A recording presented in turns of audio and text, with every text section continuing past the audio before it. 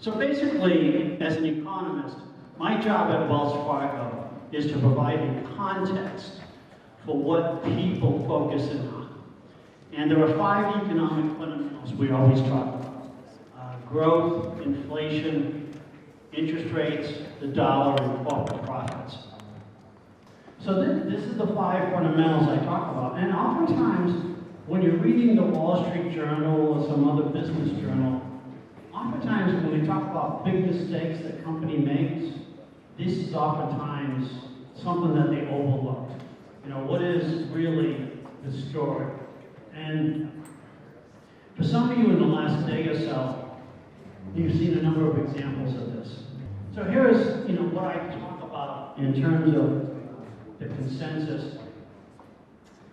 Unlike Salt Lake City, it is very disappointing to look at an economy that has grown about 2% for the last 5 to 6 years.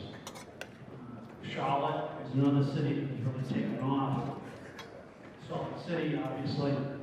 But when I talk about trend growth in the U.S. economy, we're sort of stuck at 2%, which again is very disappointing. And in fact, next week, when you hear the GDP, the gross domestic product numbers reported by the Department of Commerce, you're going to get a number basically less than 1%. And so a lot of questions are going to be raised about, what's happening with this economy and its job creation. So here's a simple graph on overall economic growth. And you can see where we really have slowed down relative to the prior recovery. I think it's a challenge overall. This is recession probabilities. But you can see that when you do have a recession coming up, the number jumps pretty dramatically. Now, we update this number every month, and so if you would like an updated copy of this, please let us know. We can get an updated version of this. And in fact, many of the graphs, if you think they're pretty interesting, we can update any of these graphs for you over time. So this is one of the great challenges we have in American society. This is productivity. And you can see in the early post-World War II period, there was, the U.S. was basically number one. We sort of ran the show in the global economy, and our productivity was pretty good. We produced a lot of houses, a lot of washing machines, a lot of TVs, and that was a real good period. And then we get the oil strike. And you can see during the oil crisis, beginning in '74, our productivity shifted down pretty dramatically. Once again, the whole concept being is that we had an industrial base that was pretty much geared to very low energy prices. And when that industrial base was challenged, then a lot of what you see in the upper Midwest in the United States became obsolete in terms of technology. The oil use was too intense for what we were producing. And then the surprise was 1996, 2003. Technology really took off. Sometimes, some of you are familiar with the challenge that oftentimes we invent technologies, but it takes 10 or 15 years for them to be put into place. And that may be what happened in the late 1990s. But for us, this is the big challenge. Technology has gone nowhere in the last 4 to 6 years. Productivity has done nothing. Now, oftentimes you'll see a lot of people get really hung up on iPhones and Androids and all that stuff. That's great for personal productivity. But what we're talking about here is business productivity. So you go through the airport and I've got Gate Guru on my system, I've got Yelp, I've got all these other little things that help me personally be more productive. But when it comes to doing the economic forecast, when it comes to distributing and gathering information, really not a lot has changed. I process information probably a little bit quicker, but as many of you know, in society, many of us are given the same information. It's the ability to understand and process that information that really makes a difference in success. All of us see the same things, but we may not see the sing as other people might see. I mean, again, Fleming discovering bacteria was a great example of that over time. The second problem we have is this. So not only has productivity not improved, but labor force participation rates in the United States have gone down. And that is true of both men and women. Now, oftentimes many of you are pretty familiar with the fact that men's participation rate has been going down for over 20 years. And there's a lot of different reasons for that. But what was significantly challenging in the United States today is women participation rates. Women between 25 and 54 has gone down for the last 10 years. Now, in our society, in the 1970s, 80s, and 90s, women went to college, got a job, and their labor force participation rate kept on rising. Last 10 years, it's gone down. So you're dealing with a society that has a real significant demographic change. We grew a lot, depending, and many of you think about the 1980s and the 1990s as a very glamorous period in the US economy. Well, remember, a lot of that had to do with labor force participation rate going up for women, and now it's going down. So you can see our society is quite challenged right now. And again, one of the comments we run into a lot is, remember, with respect to entitlements, a lot of the promises on Medicare, Medicaid, Social Security were made in the 60s, 70s, and 80s. And now those promises were based upon economic growth of 3.5% to 4%. Now you got growth of 2%. It's a very, very different story. So this is a graph that simply illustrates the ISM manufacturing and non-manufacturing survey. And so here is that big manufacturing slowdown that you're pretty familiar with.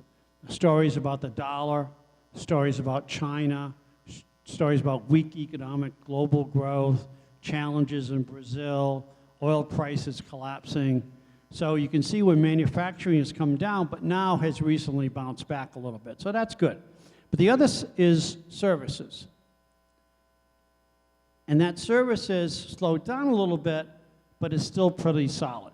This is a monthly series, and we can update this for you every month, until you get tired of looking at the graph. All right? But again, it's available to you. So here you can see you don't quite have the elements of the big recession. So you see here, big recession, here's the recession. You don't see it. You see weakness, but you don't see recession. So again, a slightly different attitude in terms of overall growth in the US economy. So here, in this graph for Wells Fargo, we really care about consumer spending. And the reason I use this graph is to illustrate that consumer spending is much more a function of wages and salaries than just wages. Sometimes you hear the comment that, wages are weak, consumer spending probably going nowhere. Totally wrong. More and more people nowadays are paid in salary rather than just wages. Wages don't pick up hours worked. So if you take a part-time person, make them a full-time person, oftentimes you're not picking up that difference. But you can see consumer spending is really tied to wages and salaries over time. And then the other element on the debate oftentimes is wages are too low. Well, in economics, wages have to be tied to productivity and inflation. Right? Generally, if the price of the output goes up, you tend to see wages for the employees tend to move up. And again, wages reflect productivity. And here, what we're simply illustrating is wages being at 2% is perfectly normal because inflation is basically 1% and productivity is 1%, and so wages at 2% are perfectly normal.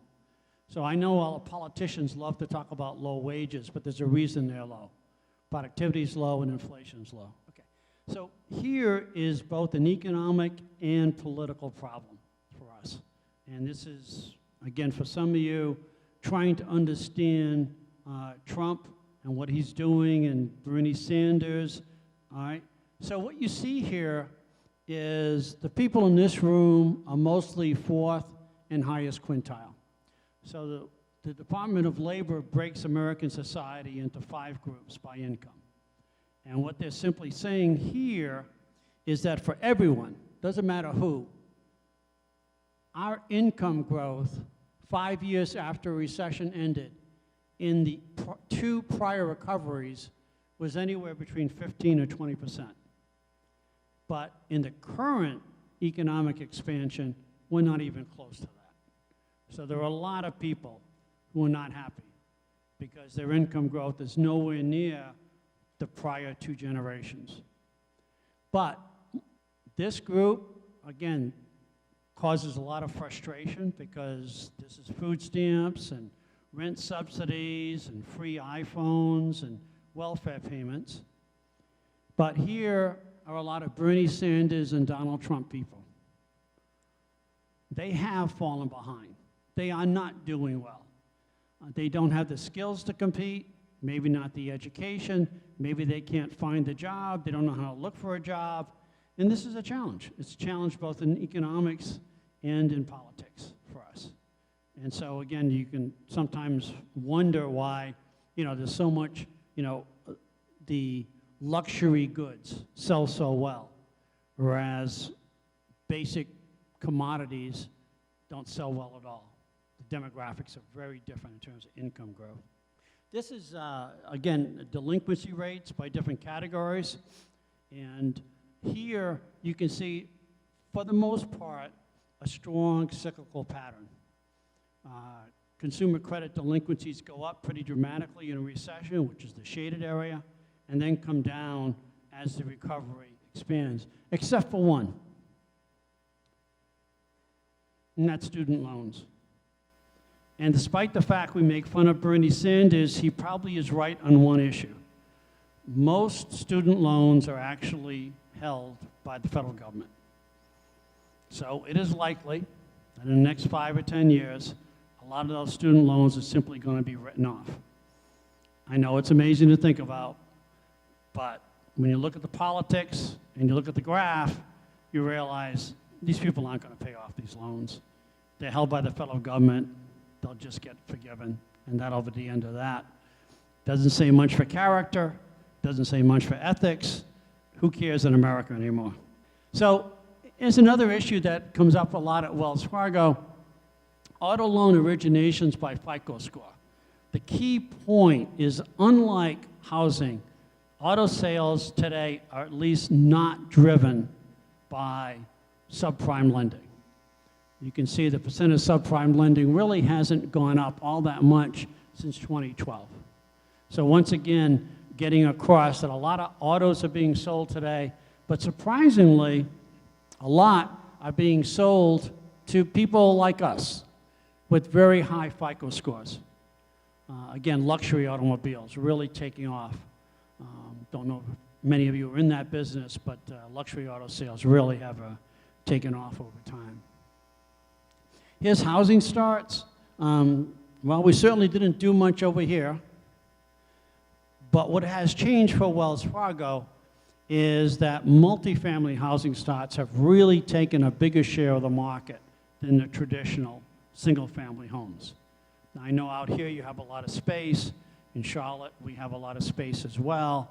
But when you go to places like Los Angeles or San Francisco or parts of Florida, it's really multifamily that dominates. So one of the great challenges we have in terms of housing appraisals is the more and more technology that is added into the house, the more amenities that show up in the house. The price per square foot goes up pretty dramatically, oftentimes in areas that we're not used to, and it's hard for us to get comparables in terms of real estate appraisals. This is simply illustrating as an investor how different the performance has been in terms of capital goods orders. Now, equipment spending in the United States has been very disappointing this cycle, much weaker than in the past. But again, if you think about it for a minute, what's happened in the last 2 or 3 years, you've basically had 2% growth. You haven't had a lot of incentive to add new equipment if the top line revenue sales are pretty much stable. You might add some technology, you might have a lot of replacement equipment, but there isn't a big demand for new equipment. And also this graph helps you see changes in dynamics. Notice in durable goods, how much they slowed down the last 3 months compared to the year-over-year number. Primary metals and fabricated metals have picked up relative to what they were before. So it gives you a sense of momentum when you look at factory orders diagrams. So again, as an investor, you're looking at different sectors doing different things over time. There's a lot more detail here. So if you ever want to see, a 3 or 4 page, compilation of all this, there's a lot more detail that we could get to you, and just let us know. So here's a long run problem that it never enters any debate in Congress, on the White House campaign trail. Here's federal spending, and so here's 1970, and this is when most of the congressmen and senators were growing up, most of the presidential candidates were growing up, but you can see what's happened over time is that mandatory entitlement spending has grown, and then as interest rates rise, according to the Congressional Budget Office, this becomes bigger and bigger. And this little piece here becomes more and more marginal. So oftentimes, you hear about Congress and the president agreeing on limiting discretionary spending. Discretionary spending is not the problem in the federal government. That's not where the source of the issue is. And so again, I always think about my children, being, in their early 30s, late 20s, and thinking, how in the world are they going to pay for these taxes going forward? So again, it's kind of an interesting challenge for our society. So here's inflation, and again, a generational change. My generation, we worried about Jimmy Carter and double-digit inflation. But since NAFTA, inflation has actually averaged less than 2%. And so that is really kind of fascinating to think about it, that you've actually averaged less than 2%. So when we do WellsFargo's ALCO meeting or strategy meeting, and we look out 3 to 5 years, our basic assumption is, inflation's about 2%. That's what we put into our numbers. We don't put in Jimmy Carter inflation. We don't put in double-digit inflation. Now, could change with all that entitlement spending. I'm not sure how we're going to pay all those entitlements, but interesting to look at. The other aspect of inflation that's quite challenging is this, the distinction between services and goods. If you look at the goods number, all right, so you're thinking Target, Walmart, Family Dollar Store, selling basic goods, they've actually had deflation the last 4 years. It's absolutely essential if you're selling a good to have some branding involved. Otherwise, there's no pricing power at all in what goes on. But if you look at the services, you'll notice that the service prices are up 3%. So the example I like to use in my presentations is places like Chick-fil-A or Bruegger's Bagel and places like that. All of them advertise, we cater, we cater, we cater. Why do they care about catering? Catering is a service. There's some pricing power there. Selling the actual sandwich doesn't get you any money. So again, it's kind of intriguing when you see that huge distinction. So sometimes when you hear someone talk about the CPI, the Consumer Price Index, and inflation is about 1.5%, that's pretty useless information. If you're a business person selling a commodity, you don't have any pricing power. If you're a business person with a service, you have some pricing power. So again, kind of intriguing. So this is overall inflation, and it is creeping up, as you can tell from the diagram. There is some creeping up, but as I was talking earlier, with Stephanie, the question is, at what pace is this inflation picking up? Because when the FOMC meets in June, they will have a first quarter GDP number of less than 1%. They're going to have a CPI number going up maybe 0.8, 1.2%. Is that the kind of environment you want to raise interest rates? Interesting challenge in terms of thinking about raising rates. And I know the Fed has said, we're going to raise rates twice this year. Earlier this week, you heard President Williams from the San Francisco Fed, is the one across the other mountains there. when you look at Williams, he said, oh yes, the market isn't discounting the pace we're going to be raising rates. Well, if I'm a business person and I'm thinking, wait a minute, what are you telling me? You're going to be raising rates and the economy is growing less than 1% and I don't have much inflation. That tells me my real interest rates are going up. It's going to make my business a lot tougher. So this is inflation expectations. So sometimes you'll hear Chair Yellen say, well, inflation expectations are anchored. No, they're not. They've come down quite a bit. The market's expectations, looking at those inflation numbers, have fallen pretty dramatically. So again, is this the kind of environment you want to be raising interest rates? As you can tell, I'm sort of stuck. You know, it's almost like, you know, estimating Chinese GDP.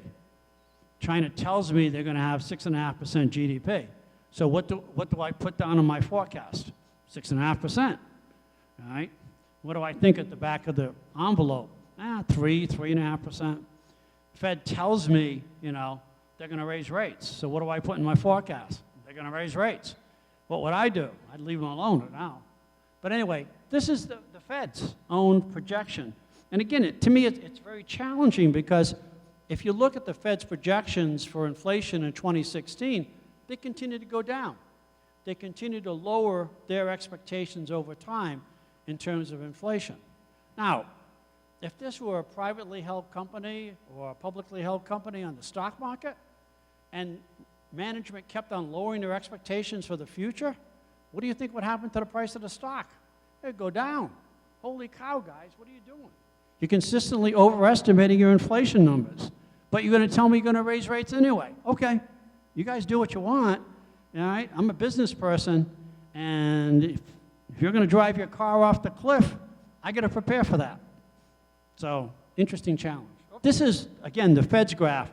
And you can imagine trying to manage a company and someone tells you, listen, boss, we're going to do this. And then he comes back and says, well, we're going to do this. And now we're going to do this. And you're saying to yourself, what's going on here? Why are you consistently overestimating what you're doing? And so again, when you look at the Fed's projection of the federal funds rate, they have consistently overestimated what the federal funds rate is going to be in the future. So again, I suspect that once again, this number will be lowered. Again, trying to deal with all the challenges we have in terms of policy. This is the yield curve, very important for Wells Fargo. And you can see how much the yield curve is flattened. 10-year, 2-year spread has really come down. So if you're managing money, you really are challenged to go out on the yield curve and get additional yield. But as many of you probably appreciate, despite the fact that we talk about 10-year treasury rates at 1.7 or 1.8%, and you're saying, well, isn't that crazy? And these rates are so low. Yeah, but 10 years out, Japanese interest rates are negative. You know, European interest rates are 0.05 positive. So again, U.S. rates look great.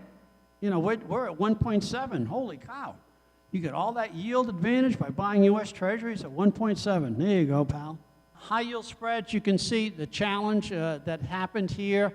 Yellen made a comment about high yield bonds, but this is also oil. And a lot of high yield bonds were, in fact, oil.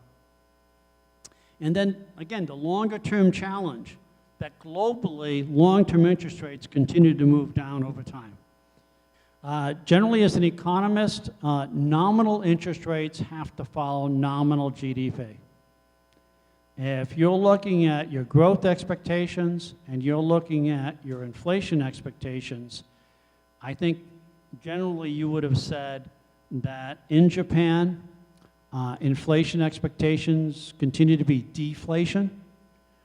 That's why so many people in Japan are willing to hold actual cash. And their economic growth, they don't seem to be get going. The ECB and Euro, time and time again, the ECB says we're going to ease and growth will pick up, and they do quantitative easing, they lower rates, and growth doesn't pick up. The IMF has twice lowered its estimates for economic growth in 2016, 2017. So, you know, one of the critical problems that you're running into is where are we going to get the growth? And you can read that in some of the literature, because the argument is the U.S. was at one time, or other countries together, were locomotives. And we're the locomotive at what rate of growth? So that's, I think, the fundamental challenge. Another thing that you've done is you've forced a lot of financial institutions like Wells Fargo to buy treasury debt. When you set up that system of Tier 1 capital, many banks bought sovereign debt. And in the United States, we buy treasury debt.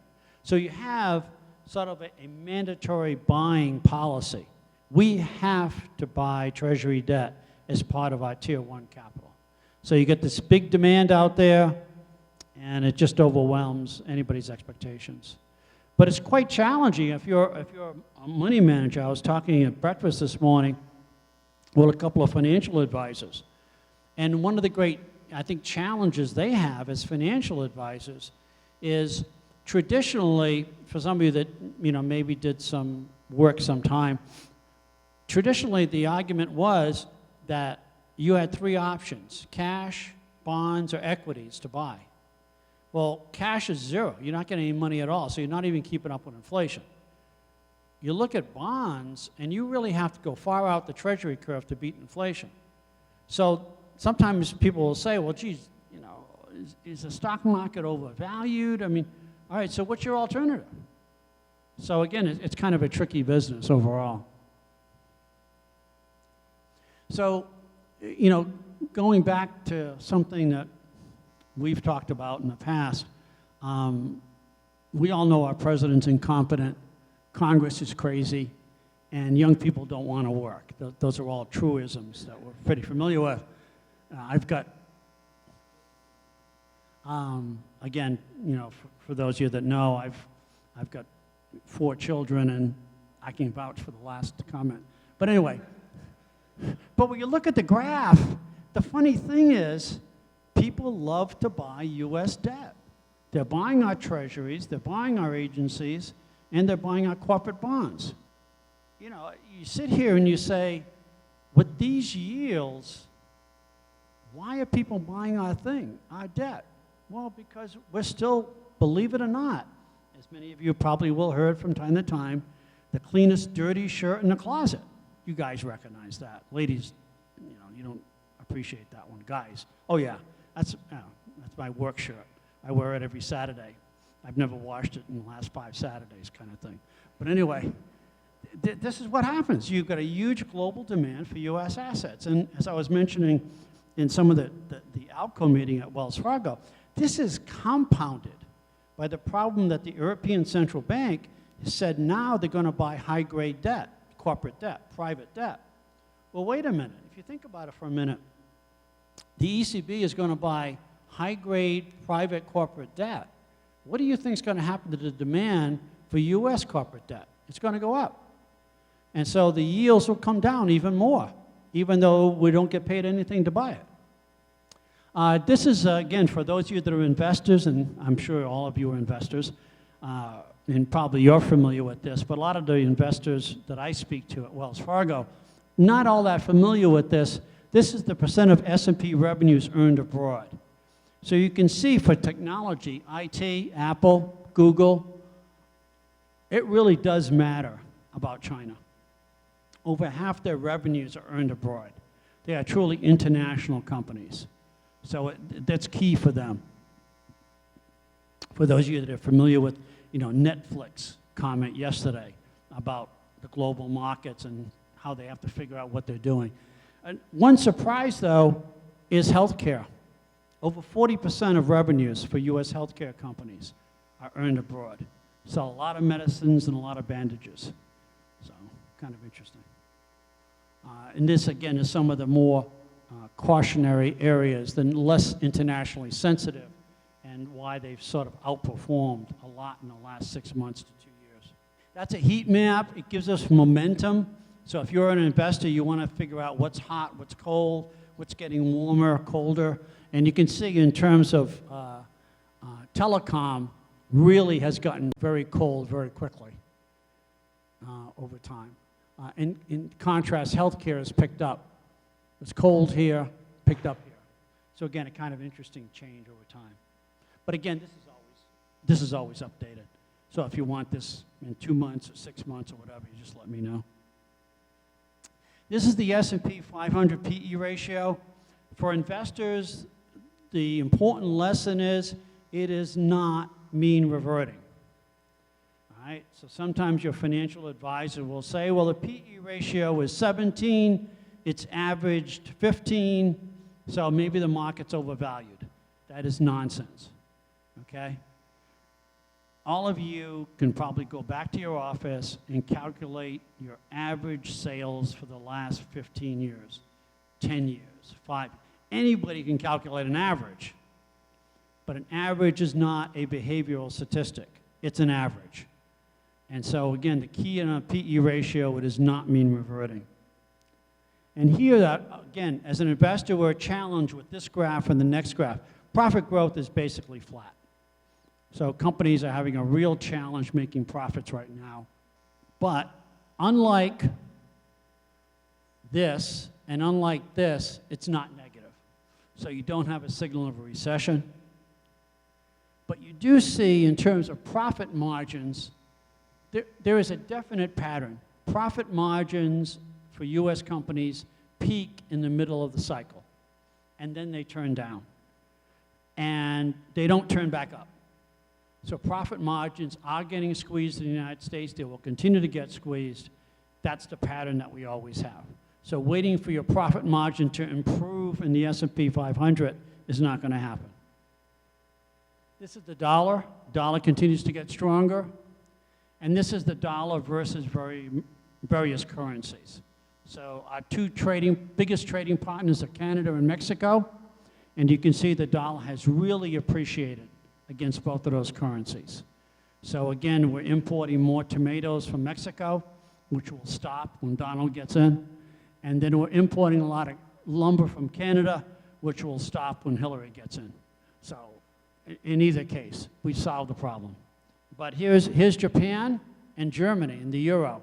And they've actually appreciated on a year-over-year basis, which surprises a lot of people. And again, the funny thing, I mean, as many of you know, in business, going up and going down are not the same thing. And so what happened in Japan is they figured that if they lowered their interest rate, what would happen? Their currency would depreciate, right? And their inflation would go up. So the Japanese adopted negative interest rates, and what happened? The currency went up, and inflation went down.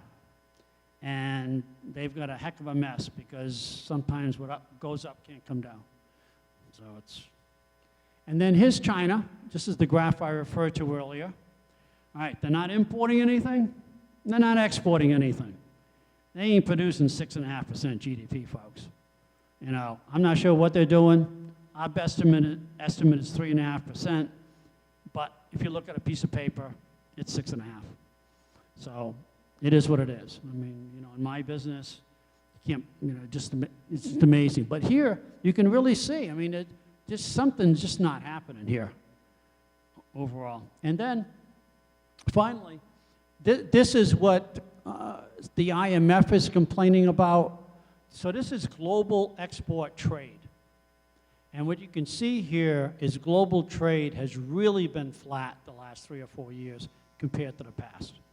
Global trade has really shrunk. And there again is a huge challenge in terms of exports and imports in the global economy. So that's it. Growth, continued moderate growth. You're very lucky. You have certainly above average growth in this area, as does Charlotte, as does San Francisco. Inflation is rising, but again, a challenge for us, especially for those of us who lend or borrow at the short end, is the inflation number is low enough to justify the Fed holding off in June. See what happens. Interest rates, rising short rates, but flat long rates, flatter yield curve. Really challenging for Wells Fargo to have a very flat yield curve. The dollar continues to go stronger, and profits definitely a slowdown. So open to questions, comments.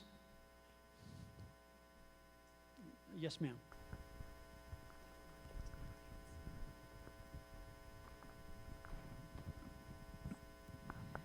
So do you want me to repeat the question?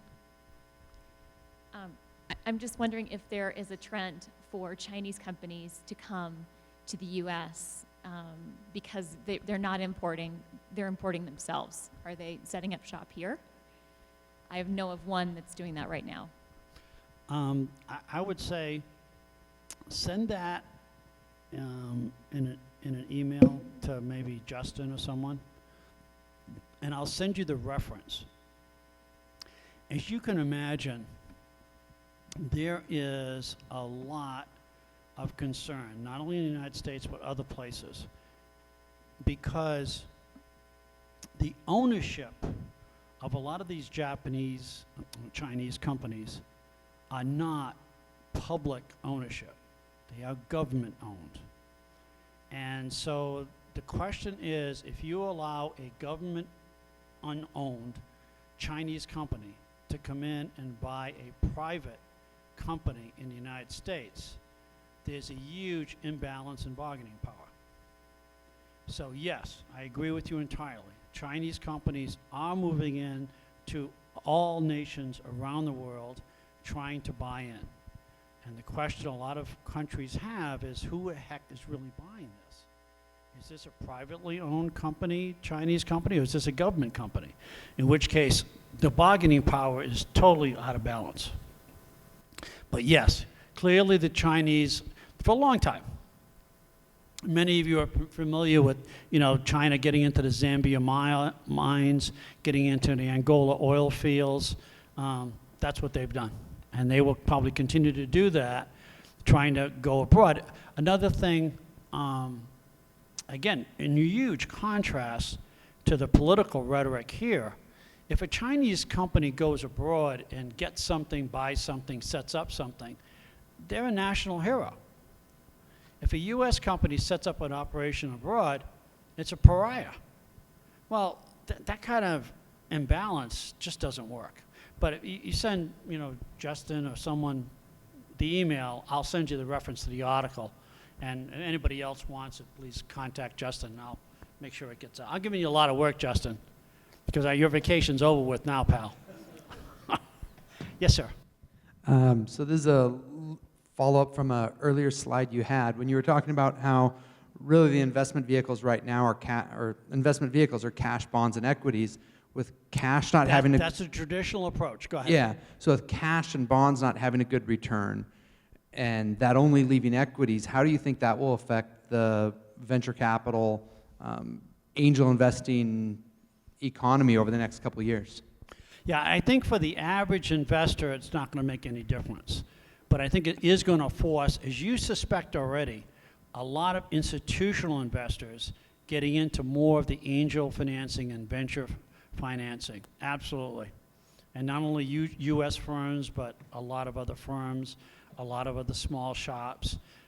Again, for a lot of institutions, again, in terms of Wells Fargo, the regulatory environment is just too strict in terms of doing some of that small business investing. And so it's going to be harder for us to do any of that or pick up any of that as the firm grows. So I think it's going to be much more other firms doing it, small firms, venture capital. But again, you see, this is the contradiction we run into American policy. What's happening, as many of you have seen, you could go on TV, you can see us for at any minute. We have what we call a lot more, shadow banking going on. I mean, you get online, maybe some of you do this, okay? You can get online, you can get a mortgage in 5 minutes. You can get a car loan in 10 minutes.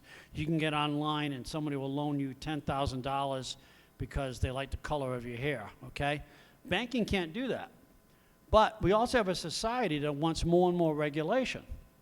Well, what are you doing here? You're regulating this and you're letting all this go. Well, that's fine until when? Until that next recession shows up.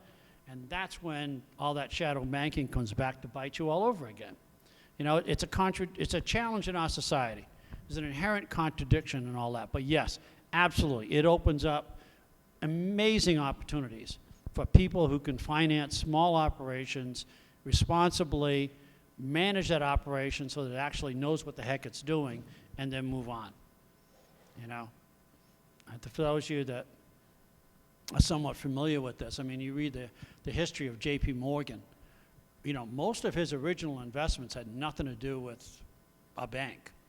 They were mostly venture capital, angel financing. You want $5,000, $10,000, this is what we do, go buy a railroad. So it's a very different ballgame.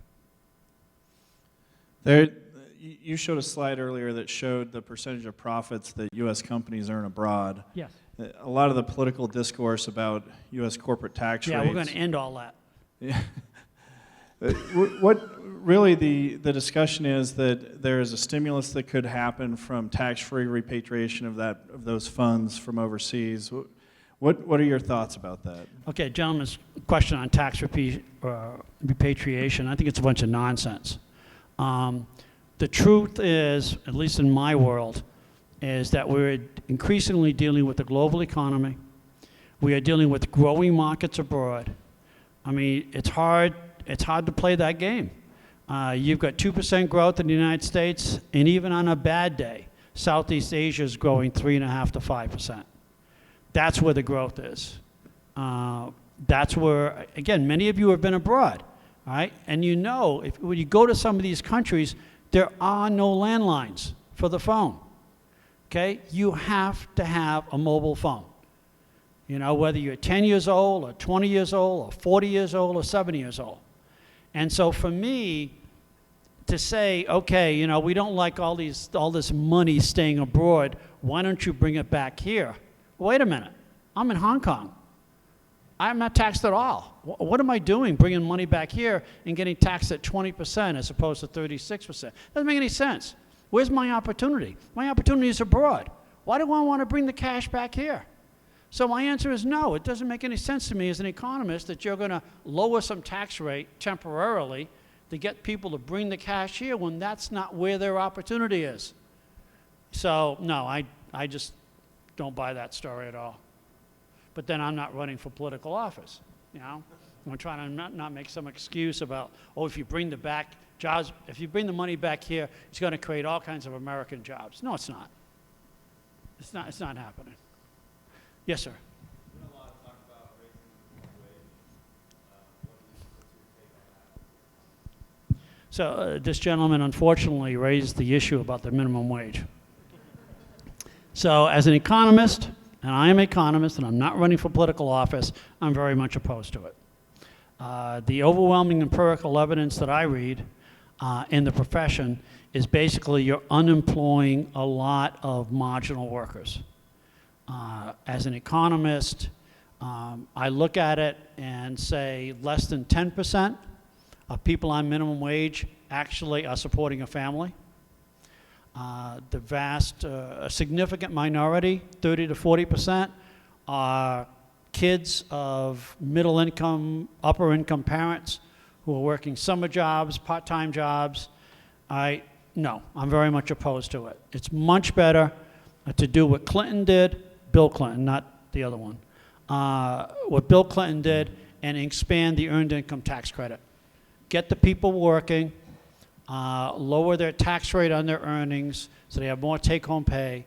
That way they develop the job skills, they're used to going to work, they'll take a shower once a week, and things will be better off. But if you raise the minimum wage, they are unemployed. They don't get the skills, and they don't take the shower. So it's worse off by far. You know, you've been on the subway in New York City, you can tell, yeah. Any other questions, comments? Thoughts you might have? The floor is open. Yes, sir. What's your opinion on simplifying the tax system? I think when most people say they agree on simplifying the corporate income tax, as an economist, absolutely. If you can have a flatter tax and a broader base, rock on. Politicians will not agree to that. The problem is every one of those tax provisions is in there for a reason, and they have a special interest. And all these politicians that say, I'm running against special interests, BS. okay?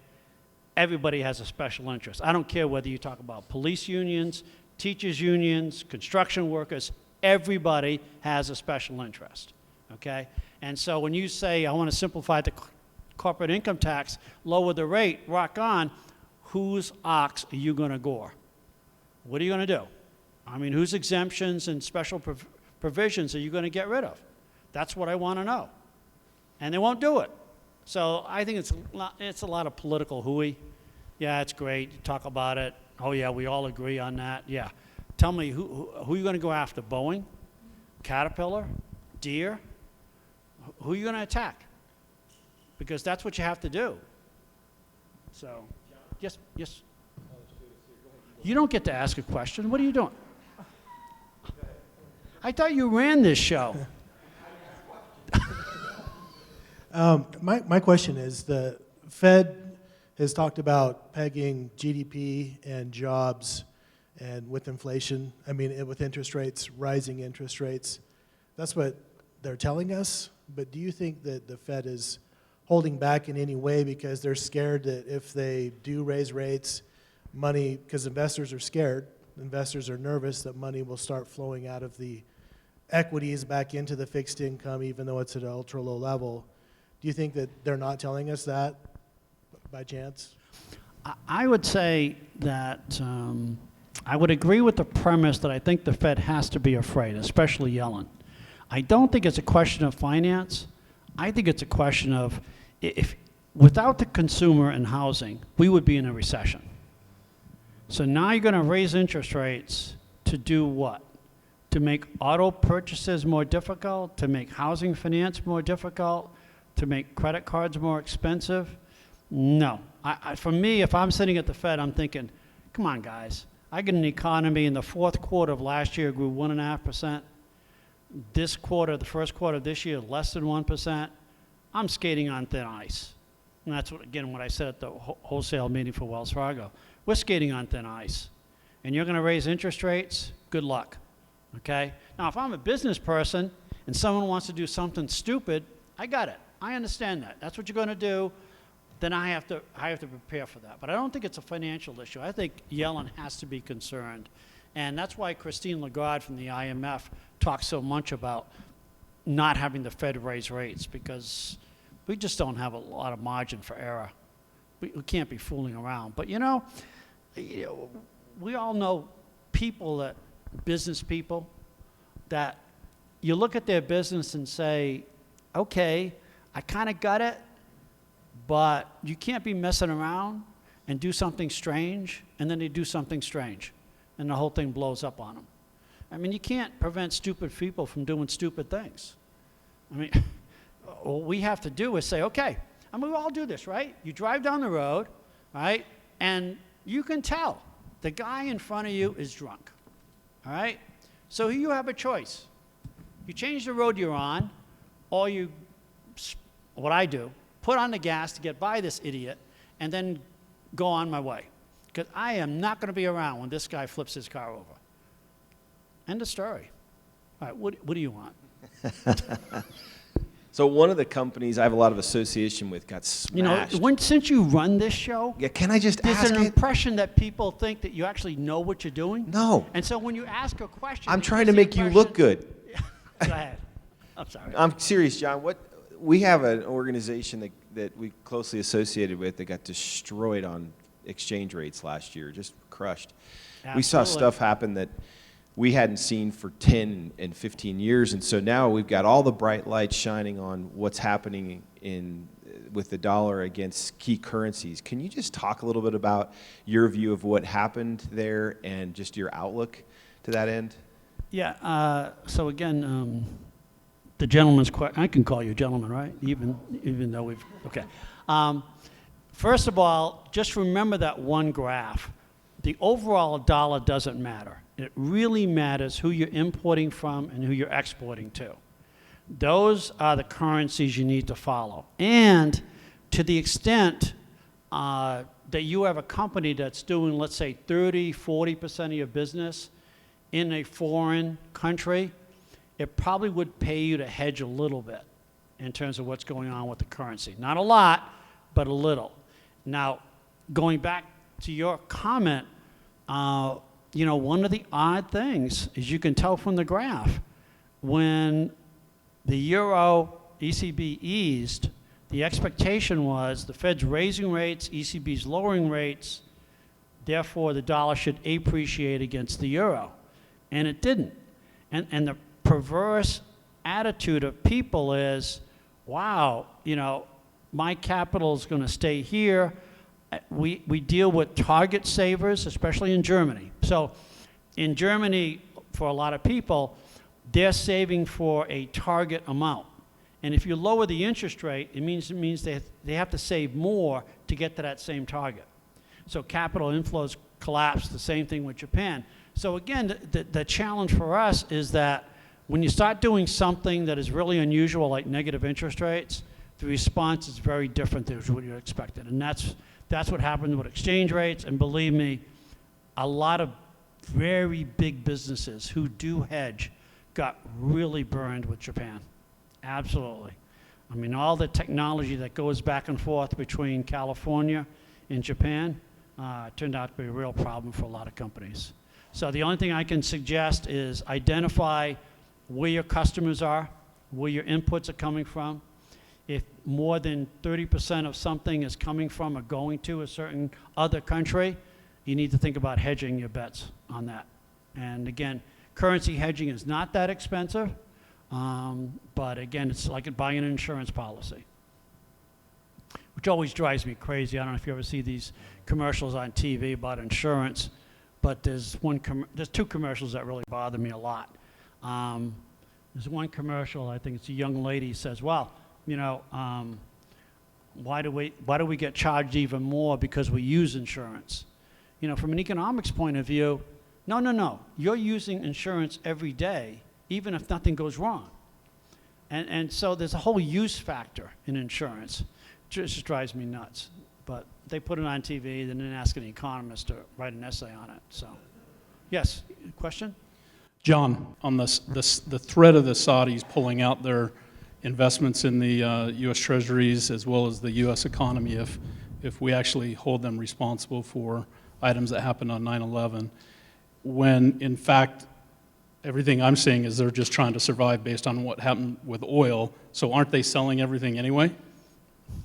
Well, again, one of the great surprises, and oftentimes for me, it's a question of arrogance, okay? You thought you were a hot duck, okay?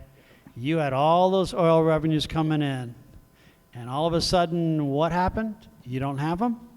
I mean, Saudi Arabia selling Aramco. Excuse me? I mean, what did I just read? I was like, wait a minute. I've been looking at this for 40 years, since the 1970s. And I'm thinking, what in the heck are we talking about? But absolutely true. Not so much UAE, but certainly Saudi Arabia, all the problems that Russia is having, Nigeria is having, Norway is having. Yes, big surprise. And they are indeed selling some U.S. Treasury debt, agency debt, corporate debt, because it is liquid. And they do need the money to pay the bills. And I don't know how much you see of this, but there's always this discussion about Saudi Arabia changing its financing, changing its fiscal policy. People actually not getting the subsidies they did in the past. I mean, sometimes it seems like it is a royal family, but it's like the old Habsburgs or something, right? I got 14 nephews. They all have to be financed with a castle. Saudi Arabia is coming to that grips. And so, yes, there is a negative there in terms of selling U.S. financial assets. One of the great challenges we all face is probably many of you have been up and down maybe once or twice or maybe 3 times, is oftentimes when you run into problems, you sell what's liquid, even though it's some of your best assets. And I think, again, what the Saudis are finding out and the Norwegians are finding out is, they're selling U.S. financial assets because they are liquid. Other people are willing to buy them, and they're selling them at a price, which means they do have a slight upturn in U.S. interest rates as a result of that. So, very, very interesting turn of the screw. as they say, you know. So again, you got to be, it's the old joke about, you know, be careful about how you treat people on the way up because you meet the same people on the way down. I had a Yes, sir. quick question on Yes, sir. that same topic. So, wondering what your thoughts are on oil prices and things. Here locally, we've got a lot of fracking companies and all that stuff that was coming in hot because of the price of oil. It seems like it's being artificially kept down low to drive them out of business. Just curious what you see from a big scale. Well, I would say that most analysts that I'm familiar with would agree with the second part of your comment, that as a strategy, Saudi can really feel that they can wait people out, and they do want to drive out of business a lot of marginal producers at anything more than $50 to $60. So it seems as if for us, what's reasonable is something like $40 to $50, and anything above that, Saudis are going to clamp down on it. And it seems as if they have deep enough pockets. Also, the other problem you have is Iran, as they always do, they're a loose cannon. And they want to reestablish market share, whatever that means. And so I think you do have a couple of negative influences on the price of oil going on right now, neither of which has anything to do with production or demand. It has to do with politics. And as we all know, in politics, people can do what they want for long periods of time and just no ability to overcome that. Stupid people do stupid things. I mean, you know, what are you going to do? That's what the politics is right now, and that's what they're going to do. And, you know, again, it shows you that when you have a business that's sensitive to that, you really need to have deep pockets. Make sure that you, and again, for those of you that might not want to reference again, J.P. Morgan. You know, why was he buying up all those railroads in the late 19th century, early 20th century? He had the deep pockets, and he just accumulated one railroad after another that they had overexpanded. So again, in that business, you got to have the deep pockets. Any other questions, comments? Yes, sir. What are you doing? Who are these people? Well,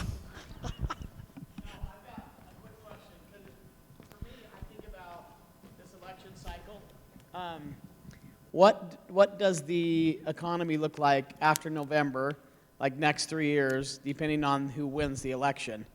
Because a lot of fiscal policy will change, possibly. You know, what is it? How does it change if Hillary's in, or if Trump's in, or Sanders? How does that play out? you know, you are so short standing next to that lady.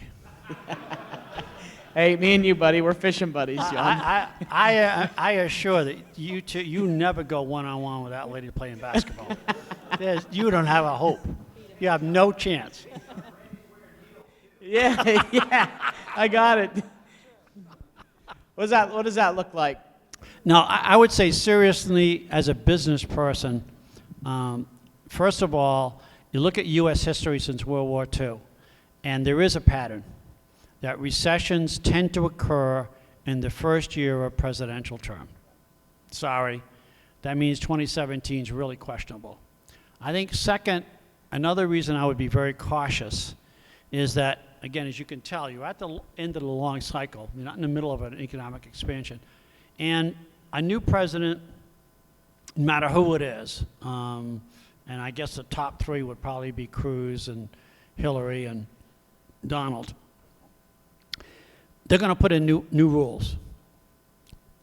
This society, whether you like it or not, a lot of people want changes. And as an economist, I can't think of very many changes they want that I favor. So they don't like business. Profits are terrible. They don't like banks. Banks are terrible. So, you know, I think it's really risky. 2017 is really risky. You got a new president in there. They want all these changes. They're going to make these changes. And who knows? So, again, you know, if Donald gets in, I suspect you will have a Republican Senate and a Republican House. In which case, I would have to be very careful about my business relationships with Mexico and Canada. I don't think these people understand economics, certainly don't understand trade. I think it's pretty universally known that none of the candidates, Democrat or Republican, favor TPP. A lot of these people do blame NAFTA for a lot of different things. So if you've got a supplier or a customer, I think you just have to be very careful. You know, Hillary talks about taxing capital gains, and people all complain about profits, but they don't appreciate, as you know, I've mentioned to Stephanie earlier today, you know, teacher unions, police unions, public service unions. Where do you think your pensions are coming from? They're coming from companies that make profits and capital gains. You know, you put $1,000 in, do you get $1,000 20 years later? I mean, so there's a huge lack of appreciation about how economics works. So I think that is very, very tricky business. And again, you know, it's, as I've mentioned to other people, especially at Wells Fargo, you know, the rhetoric is just outlandish. I know we have an immigration problem, okay? I know we have trade problems. We have huge issues with China, okay? But the rhetoric that goes with that is just unreasonable in terms of, you know, setting up a wall, really? It's not going to happen. We're not going to tell the Chinese what to do. They're big boys and girls. They sort of know what they're doing. We need to deal with it as best we can. So, yeah, I think 2017 is really risky in terms of running a business, some of the discontinuities that happen. Any other questions, comments? Well, again, thanks for your time. Thanks for the opportunity to present. Again, finally, the presentation is totally public information. Take it with you. Maybe take a couple of graphs back to your team and say, let's discuss these 2 or 3 issues, and, you know, send someone, you know, an email saying, hey, I want an update of these graphs in 3 to 6 months, and we can update them just in time for the fishing at the trout ranch. Hey, can we give a round of applause to John?